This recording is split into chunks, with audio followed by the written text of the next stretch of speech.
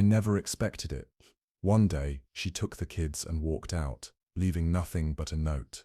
That was the moment I realized, if I wanted my life back, I'd have to take it. This is the story of how I made her regret ever thinking she could walk away. Before we dive in, make sure to like, subscribe, and drop a comment letting me know where you're listening from. I'd love to hear your thoughts as we unfold this story. It wasn't supposed to be like this. That's the first thing I remember thinking the morning she took the kids. It wasn't the kind of storm you could see coming. No thunder, no dark clouds on the horizon. Just a stillness, a quiet that made everything seem normal, even though I knew deep down that something wasn't right. I'd been married to Clara for almost 30 years, and I thought I knew her well enough. But I should have seen it then, the cracks in the foundation, the things she used to say, like how she was tired of how things were. I should have realized that tired didn't just mean a few late nights, or a little too much stress. It meant something deeper, something I was too stubborn, or maybe too old, to see. She left while I was at work. No argument, no shouting, just a note. I'm taking the kids, and we're leaving. Don't come looking for us. I remember staring at it, the words on the paper sinking in slowly, like the weight of 1,000 bricks. But what hurt the most wasn't the words, it was the emptiness, the silence that filled the space after I read it. I couldn't understand how something that seemed so sudden could feel like it had been building for years. I was supposed to be the stable one, the provider. I'd worked my whole life to give us everything. A nice house, vacations, the kids' college fund. But in that moment, none of that mattered. None of it would bring them back. I walked around the house, feeling like a stranger in my own life. The walls seemed too quiet, the air too still. The smell of her perfume still lingered in the bedroom. Her favorite mug sat untouched on the kitchen counter. A small thing, but it hit me hard. That mug, the one she'd always use when she was making coffee late at night, was still there, like a little piece of the past she had left behind.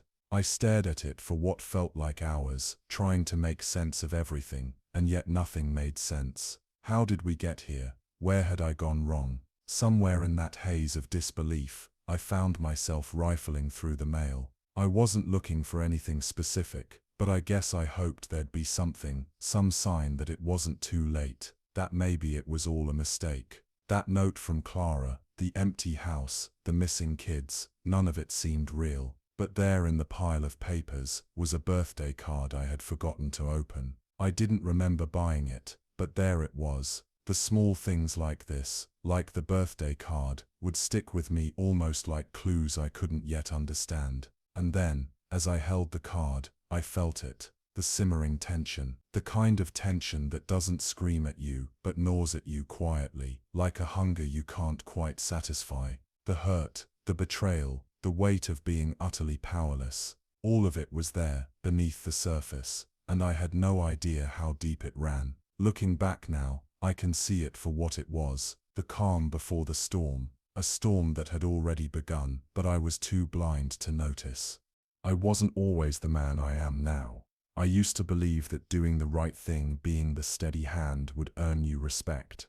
But looking back, I realize now that my life was nothing more than a series of quiet sacrifices. Every day, I did what was expected. I worked long hours, took care of the bills, stayed out of trouble. I made sure the family had everything it needed. I did it all without asking for thanks, because that's just how it was supposed to be. A man's job was to provide, protect, and hold everything together. I thought the reward would come later, when Clara looked at me and saw the quiet strength beneath the surface. But she never did.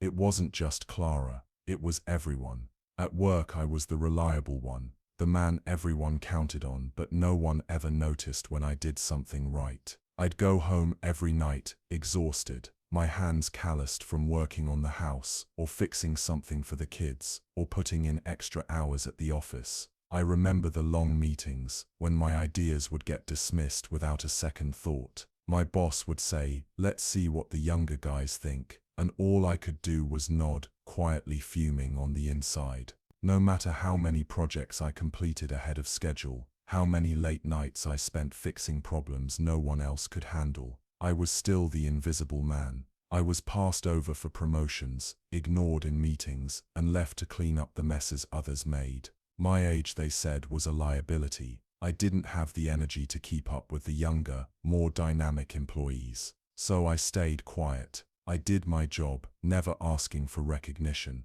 But Clara, she saw me the same way. When I worked late or missed a family event to finish something for her or the kids, she didn't say thank you or even notice. She never saw the sacrifices I made. I did everything for them. I didn't ask for glory. I didn't even need recognition, just a simple word of appreciation, but it never came. Not from her, not from anyone. I could still hear her voice in my head, the way she would sigh when I came home late. The frustration in her tone, as if I wasn't doing enough, as if I wasn't trying hard enough to keep things together. And when I tried to explain, she'd say, "You don't get it, do you?" It was always that. "You don't get it," like I was too old, too out of touch. She'd look at me like I was an old relic, someone who couldn't keep up, someone whose contributions no longer mattered.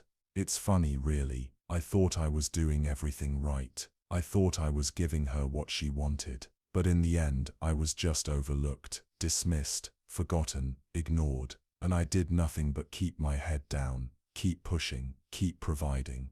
For a long time, I thought maybe that was just the way things were supposed to be. But now, looking back, I realize how wrong I was. I didn't even see the cracks forming at home because I was too focused on keeping the job, on keeping the bills paid. I thought if I worked hard enough, everything would just fall into place. But Clara, she was already planning her escape, emotionally checked out long before she physically left. I wasn't the man I thought I was. I was the man everyone took for granted.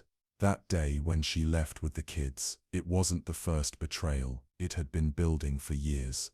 It all came crashing down one Thursday evening, a night that started like any other. I was sitting on the couch, waiting for the kids to come home from their friend's house. Clara had been acting distant for weeks, colder, less talkative, but I never thought it would come to this. I had convinced myself it was just stress, a phase, something we'd get through. But that night, I finally saw the truth. She walked into the living room, her eyes filled with a kind of quiet determination that I hadn't seen before. It was like she had made a decision, and she was going to stick to it, no matter what. I didn't know it then, but that was the moment everything changed. "I'm taking the kids," she said, her voice steady but final. The words hit me like a cold slap. I froze. "What do you mean?" I asked, standing up. My heart was racing, but I didn't understand. "Clara, you can't just—" I'm leaving," she interrupted, cutting me off with a sharpness I hadn't heard from her in years. "And they're coming with me." There it was, the bombshell, the thing I had feared but never allowed myself to believe. I blinked, confused, trying to process what she was saying. My mind spun. This wasn't just about an argument over dishes or the kids staying up too late. This was something much worse. "Clara, you can't," I said, my voice shaking with a mix of disbelief and desperation. "You can't take them. We'll work this out, just like we always do. Please, don't." She was already gathering the kids' things. Clothes, toys, their school bags, all without even looking back. As if she'd made the decision long before I even understood what was happening. It felt like I was living in a nightmare, watching everything I loved slip through my fingers, and there was nothing I could do to stop it. "You've never been there for them," she said, her words like daggers. "You don't get it. You don't get us anymore."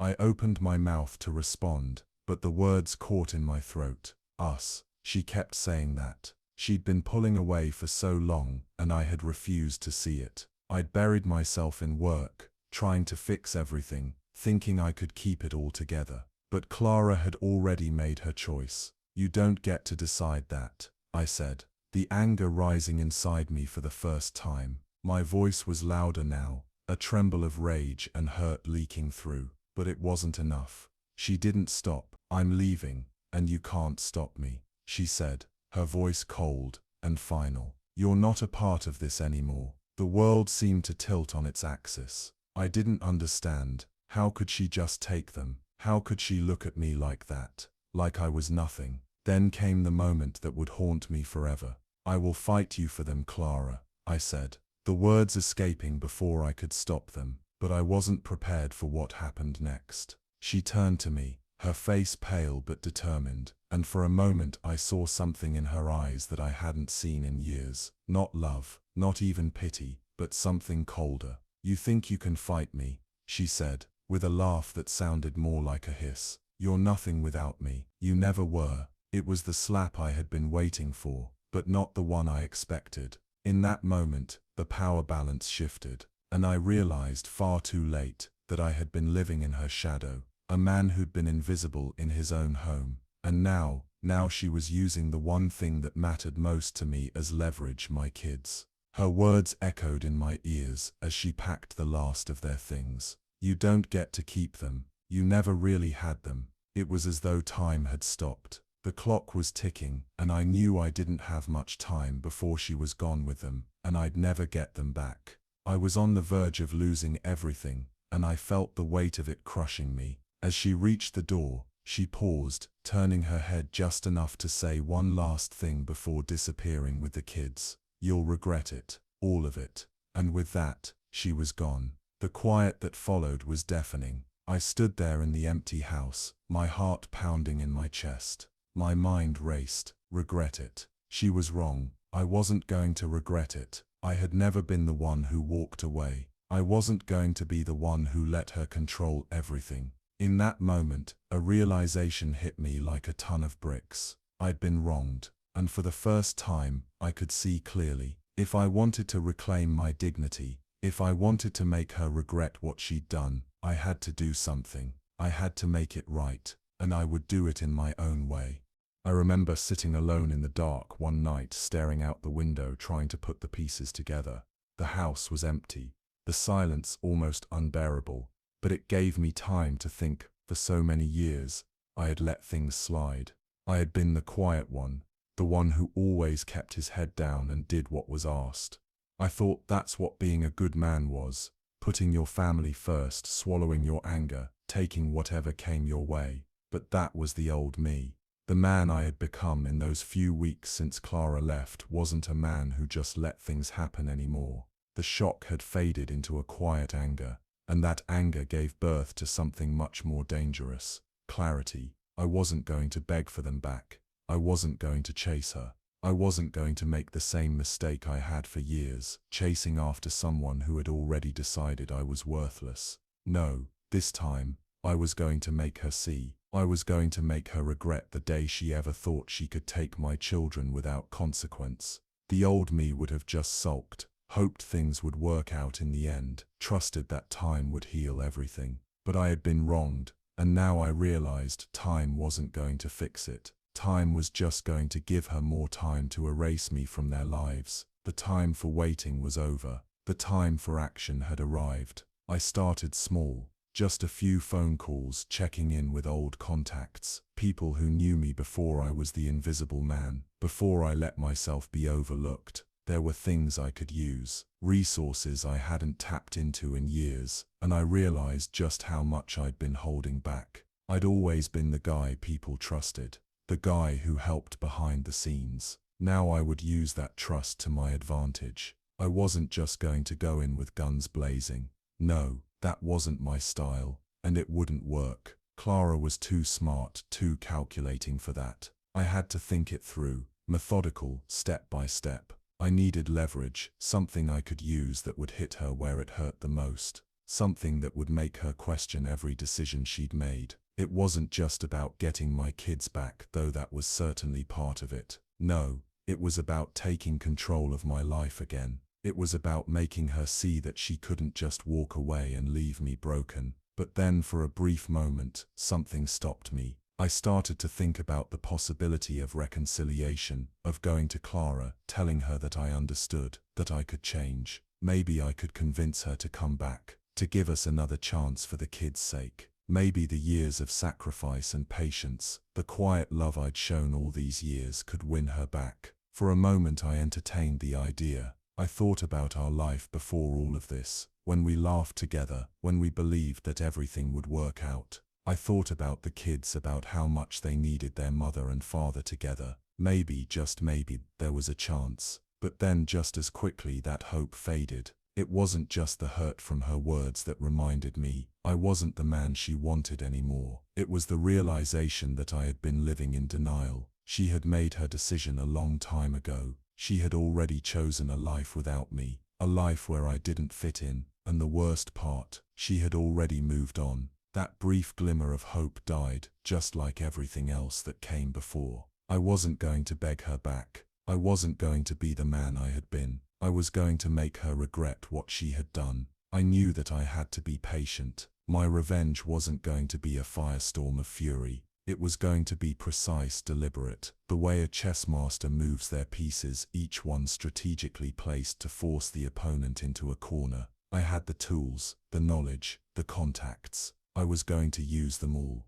But there was one thing I needed before I could make my move. A small piece of information that would give me the upper hand, a seemingly insignificant detail that would tip the scales in my favor. A conversation I overheard years ago. It seemed trivial at the time, but now it was the key. It was the one thing that would shatter the fragile life Clara had built for herself. The one thing that would make her question everything. That small detail. It was coming, and when it did, I would use it to change everything. But not yet. I had to wait. My time was coming.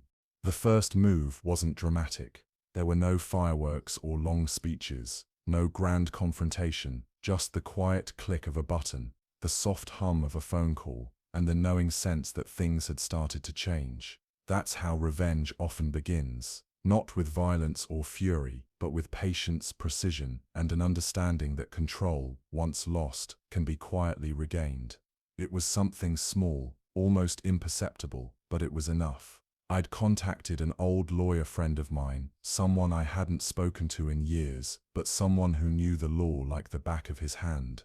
I didn't need a big courtroom showdown, not yet. What I needed was leverage, and that's exactly what I was getting. We spoke for a few minutes. I wasn't asking for anything overt, no threats or demands, just the legalities, the angles, the things I could use.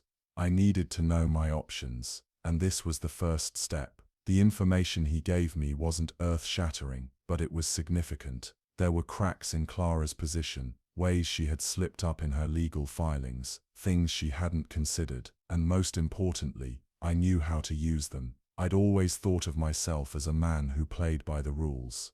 That's how I'd lived my life, even when it seemed like everyone else was breaking them. But now, I saw the rules differently. They weren't just things to follow, they were tools, and I was learning to use them. I let the information sit for a few days, no rush, nothing to do but wait. I wasn't going to act hastily. No, I was going to let things simmer, but I could feel a shift in the air. Clara didn't know it yet, but she had lost a small piece of her control. I wasn't going to chase her, or beg her to come back. No, I was going to make her face the reality of her choices, slowly, deliberately, and with quiet precision. As the days passed, I found myself reflecting more. It wasn't about the victory, not really. It was about the feeling of taking back what I had lost. There was a catharsis in it, but it wasn't the kind you'd expect. There were no loud cheers, no triumphs to be shouted from the rooftops. It was simply the recognition that I had regained a measure of control over my life, a life that had slipped away from me without my knowing. The next part of my plan was already beginning to take shape, but for now, I allowed myself a brief moment of satisfaction. I had done something quiet, something small, but something that had shifted the balance. That was enough for me. There was no loud confrontation between us, no public explosion of emotions, just a shift that Clara wouldn't even notice at first, but that would slowly begin to unravel everything she thought she had built. And as I sat there, looking out the window one evening, I realized something else. This was only the beginning. There are moments in life when you pause and wonder if the path you're on is really the one you intended to take. I've had a lot of those moments lately, in the quiet of the night when the house is still and I'm left alone with my thoughts. And that's when the questions hit me. I had told myself that all I wanted was my dignity back. I didn't want to be the man who was walked over anymore, the one who stayed silent when everything was crumbling around him. I wanted to take control of my life again, to show Clara that I wasn't just some background character in the story of our marriage. I was the one who had been wronged. I was the one who had deserved better. But now, as I sit here and think about it, I wonder if I've become the very thing I hated, the very thing that destroyed us in the first place. I thought revenge would bring me peace, but the more I carry out my plan, the more I feel something else, something darker, more unsettling. At first it felt righteous, like a man reclaiming his own power. But now I can't help but wonder, am I just as manipulative as Clara was? I look back at the steps I've taken, and the more I reflect, the more I realize that they're not just calculated, they're personal, too personal. I've dug into her life, into her weaknesses, into everything that could break her down. I've used the people I know, the things I've learned, all to orchestrate a series of events that will make her feel the way I felt when she left. Powerless, betrayed. I know, she left me first, she made the first move. But somewhere along the way, the line between justice and revenge blurred. Somewhere along the way, I started thinking about hurting her, not just showing her the consequences of her actions, and I'm not sure I can live with that.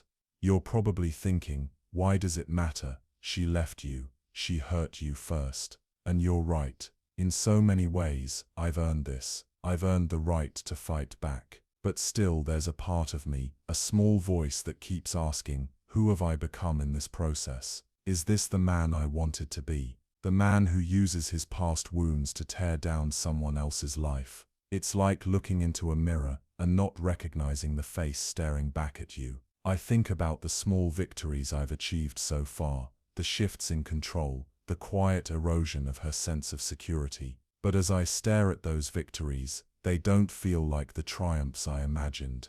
They feel hollow, like I've taken a step into the dark side, becoming just like the person I swore I'd never be. The manipulator, the one who plays the game and bends people to their will, even if it means causing harm. Is it too late to turn back?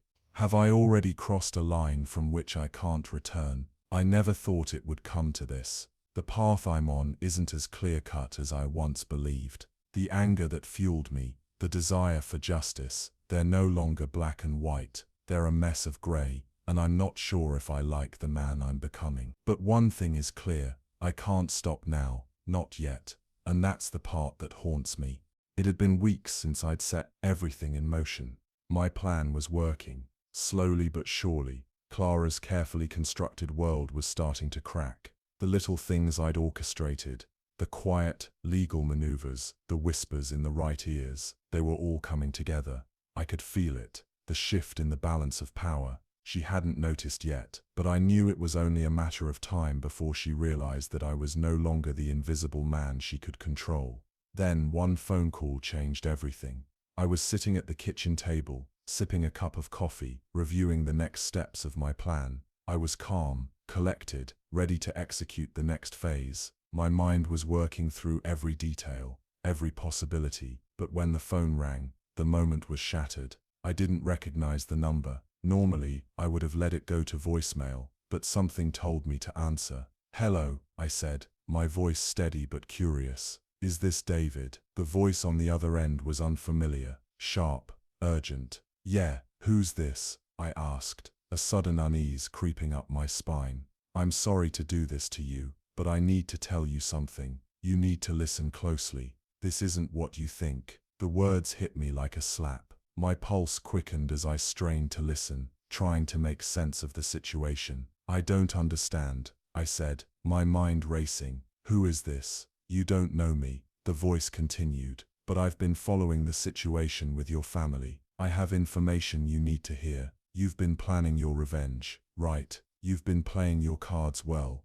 but it's all about to change." My throat tightened. I was on the edge of a cliff, and I didn't know how far the fall would be. "I don't know what you're talking about," I replied, though the words felt hollow. Something inside me told me that I needed to stay calm, but my instincts were screaming that something was wrong. The voice paused. "I know everything you've been doing. The phone calls, the legal research, the quiet moves behind the scenes. But here's the thing. Your ex-wife isn't the only one with a plan. She's already 5 steps ahead of you. I felt my stomach drop. The world seemed to tilt on its axis. What? I said, barely able to breathe.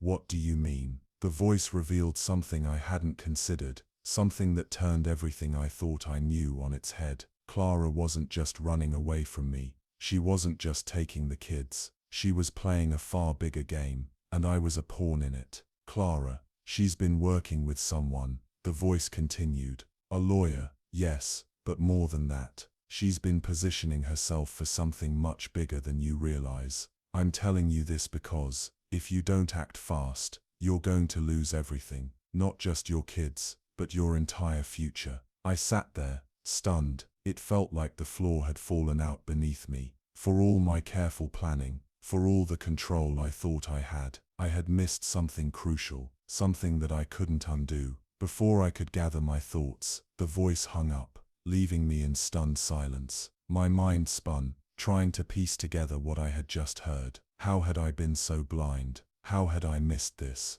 The twist was brutal and sudden. Everything I thought I knew was suddenly irrelevant. Clara wasn't just trying to take my kids. She had been manipulating the entire situation from the start, using me as a stepping stone for her own game. I had spent so long planning my revenge, thinking I was the one in control, that I never saw the bigger picture. Clara had always been 2 steps ahead of me, playing me like I had played her. As the realization set in, I felt a cold sweat break out across my forehead. My plan, the careful revenge I had been constructing, was falling apart in front of my eyes. But as quickly as the panic set in, I recognized something else. This wasn't the end. No, this was just another turn in the game, another move in a much larger battle. I could have panicked. I could have thrown my hands up and given up, but something in me refused to do that. This was the challenge I had been waiting for, a chance to do something bigger, something smarter. I wasn't finished, not by a long shot. It wasn't the grand conclusion I'd once imagined, the dramatic showdown in a courtroom or a public confrontation. No, the revenge I had set into motion wasn't loud or chaotic. It was quiet, deliberate, the kind of justice that slowly unfolds and leaves its mark long after the dust has settled. In the days that followed the phone call, I had to reassess everything. Clara's moves had been calculated, but I wasn't ready to give up just yet. She thought she had outplayed me. She thought she was 5 steps ahead, that her meticulous plans had locked me into a corner. But she had underestimated me. I waited. I bided my time. Every action I had taken up to this point had been a stepping stone, part of a larger plan that now more than ever needed the careful touch of a man who understood the quiet power of patience. I hadn't made it this far just to throw it all away. One thing kept coming back to me, the birthday card, that small, seemingly insignificant detail from earlier in the story, the one I had stumbled upon after Clara left, had been nagging at me. It was a small thing, but it had stuck in my mind. The card had been forgotten, left behind amidst the chaos of her leaving. I had dismissed it at the time, too lost in the pain and confusion of the moment to recognize its significance. But now, as I sat with the pieces of my plan, I realized that card was important, not for the sentiment it held, but because of the date. It was dated the day before Clara had left. That seemingly trivial detail was a lifeline, a piece of evidence that would expose the lie she had woven for months. I'd learned that she had been planning her departure long before I knew. She had made arrangements with the lawyer, set up a separate bank account, and even started to establish a new life without me. But the date on that birthday card, the one that was never given to me, showed her true intentions. She had already been emotionally checked out before she made the decision to leave, but she had kept it hidden from me until she had everything in place. I had everything I needed. The quiet, insidious moves had worked. I wasn't going to confront her head on. No. The real justice was in the small, subtle details that I had discovered and carefully placed together like a puzzle. The moment arrived when Clara made the mistake of thinking she had won. She made a final move, filing for full custody of the kids, presenting herself as the perfect mother, the one who had sacrificed everything for their well-being. She painted me as the neglectful father, the one who hadn't cared enough to fight for them. That's when I struck. I filed my own papers, armed with everything I needed. The card, the hidden bank account details, the timeline of her actions, and a record of everything I'd been building. The court would see her for what she truly was, not the victim, but the orchestrator of a plan that had been brewing for months, maybe years. The twist: the lawyer she had been working with wasn't just a professional ally. He was a former colleague of mine, a man I knew well. He had helped me navigate certain business deals in the past, but he had his own ambitions, his own set of interests. Clara didn't know that he had quietly kept an eye on her.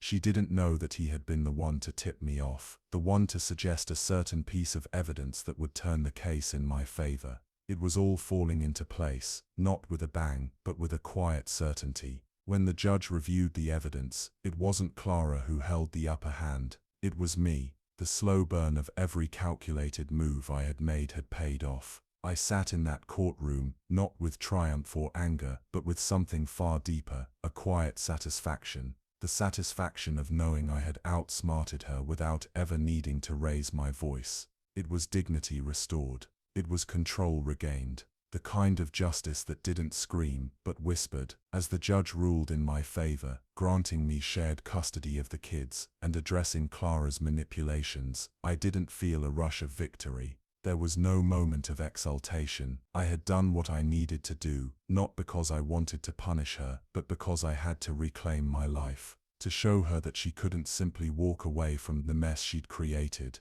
Clara was forced to face the consequences of her actions. It wasn't just the loss of custody or the exposure of her lies in court. It was the realization that she had misjudged me, underestimated the quiet man who in the end had always seen more than she thought. The final blow wasn't dramatic, but it landed with the weight of everything that had built up between us. I wasn't angry anymore. I didn't need to be. What I had regained, my dignity, my children, my sense of self, was worth more than any moment of revenge. And Clara, she walked away with nothing but the knowledge that she had underestimated the one person she thought she could control. It's funny how life works. When you're in the thick of it, fighting for what you believe is right, the victory feels like it will fix everything. The adrenaline, the rush, it makes you think that once you've achieved your goal, everything will be different, everything will be better. But then the dust settles. The court ruling was in my favor. I got the kids back. I had control of my life again, and for a brief moment, I thought I might finally feel that sense of peace I'd been searching for, that sense of closure, but it didn't come, not in the way I expected. As the days passed, I found myself walking through the house, the same house that had felt empty before, but now it felt quieter. The kids were there, yes, they were back, and that was a relief. But the weight of it all hung in the air, heavier than I expected. Clara's absence wasn't just a physical one, it was emotional too. Her manipulations, her absence, everything we had been through, it was all still there, lingering like a shadow in the back of my mind. I realized then that revenge doesn't heal wounds. It doesn't fill the hole left by betrayal. I had fought so hard for control, but in the end, I had only regained a semblance of it. I couldn't bring back the years lost, the trust shattered, the love that had faded long before Clara left. I didn't want revenge for revenge's sake. What I wanted was peace, but I had mistaken the feeling of control for peace. Now, I knew better. There was a moment, late one evening, when I sat in the living room, the house still and empty. The kids were in bed, and I had the quiet I'd craved for so long. I looked around, trying to savor the satisfaction of what I had won, but it didn't feel like victory. It felt hollow. I had gotten what I wanted, but it wasn't the answer to everything.